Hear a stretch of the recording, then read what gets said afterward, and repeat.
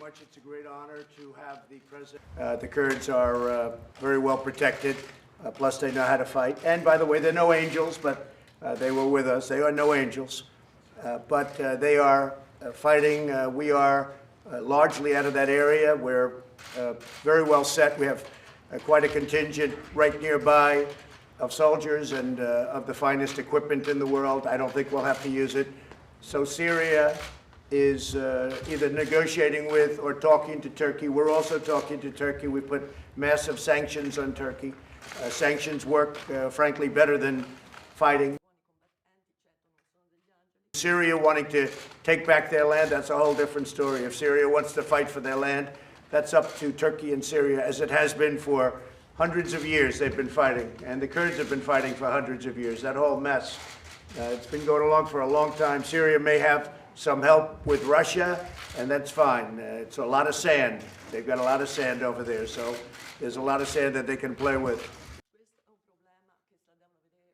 Supposed to be there for 30 days. We stayed for 10 years, and it's time for us to come home. We're not a policing agent, and it's time for us to come home. But we're working with Turkey. We're working with talking to everybody in the area, whatever we can do to keep it stable or stabilize it as much as possible, knowing that it's possibly never going to be very stable. And I think we're in a very good position in the Middle East. I think we're very, very strong in the Middle East. Iran is going to hell. But I think we're doing a very good job in the sense of strategically. We have Syria talking about their land. It's not our land. Turkey has gone into Syria. And if Turkey goes into Syria, that's between Turkey and Syria. It's not between Turkey and the United States, like a lot of stupid people would like you to believe. If Russia wants to get involved with Syria, that's really up to them. They have a problem with Turkey. They have a problem at a border. It's not our border. We shouldn't be losing lives over it. But really the plan is to get out of endless wars, to bring our soldiers back home, to not be policing agents all over the world. If you look at other countries, Russia, China, they don't have countries to take care of. We're close to 90 countries in one form or another. We're in 90 countries all over the world policing, and frankly, many of those countries, they don't respect what we're doing. They don't even like what we're doing, and they don't like us. Saudi Arabia has graciously agreed to pay for the full cost of everything we're doing for them. We're sending some tremendous missiles over. We're sending some great power over to Saudi Arabia. Saudi Arabia is paying for 100% of the cost, including the cost of our soldiers. And that negotiation took a very short time, like maybe about 35 seconds. La Siria, non fra gli Stati Uniti. Look, John Bolton, I got along well with him. Some people didn't. Some people didn't like John Bolton. I actually got along with him pretty well. It just didn't work out. I don't know that he got along with Rudy Giuliani. Rudy Giuliani was seeking out corruption and what happens mostly in the 2016 election, because there was tremendous corruption in the 2016 election. I think even you would admit that.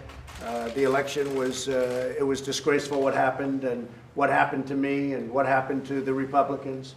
And that continues with Nancy Pelosi and with Schiff. Adam Schiff got caught making up statements that he said I said that I didn't say, which is fraud. I mean, it's purely fraudulent. So it continues. So Rudy saw that, and I can tell you Rudy Giuliani, because he was very, very incensed at the horrible things that he saw, as are many people, okay, and many Republicans. And the Republicans have been treated very unfairly by the Democrats. I'll say this. Paul Ryan would never issue a subpoena. I don't say right or wrong. He wouldn't do it. He had too much respect for our country. Nancy Pelosi hands them out like cookies. Everybody, I don't even know these people. And for the most part, people like that testify, I don't even know who they are. I never even heard of some of them, most of them. But I have all these people testifying. And then they leak out. They don't say the good parts. They only say the bad parts. We're not allowed to representation. We're not allowed to lawyers. We're not allowed to have anything. The Democrats are treating the Republicans very, very badly. C'è anche la questione dell'Iran. What the Democrats are doing to this nation is a disgrace. What they have done, the disrespect that they've shown to the presidency, and it'll happen to them. Because if the Republicans have the House, which I think they will, because of impeachment, I think because of this nonsense impeachment. It's based on a perfect phone conversation, an absolutely perfect phone conversation with the president of Ukraine.